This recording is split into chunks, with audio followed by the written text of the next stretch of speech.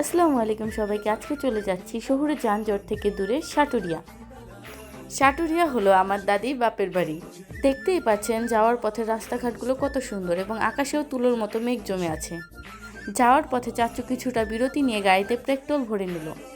এই ফাঁকে আমরা কিছুটা মটর ভাজা খেয়ে নিয়েছি। পৌঁছে গিয়েছি এ যেন আস্ত এক লেবুর রাজ্য। গ্রামের পরিবেশ সত্যি অনেক মনমুগ্ধকর। তার পাশাপাশি আবহাওয়াও ছিল অনেক সুন্দর।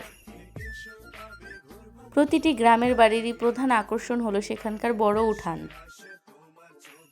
সেখানে পৌঁছানোর শুরুতে আমাদের ভাপা পিঠা খেতে দিল।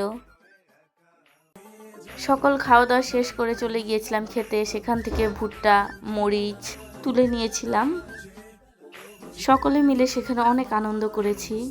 এ যেন এক নতুন অভিজ্ঞতা।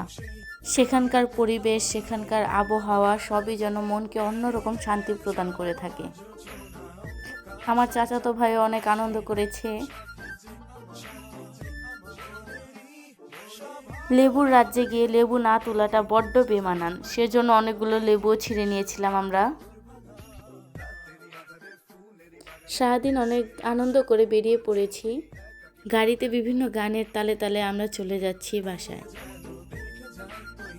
এমন আরও নতুন নতুন ব্লগ পাওয়ার জন্য লাইক, কমেন্ট এবং সাবস্ক্রাইব করে পাশে থাকুন। আল্লাহ হাফেজ।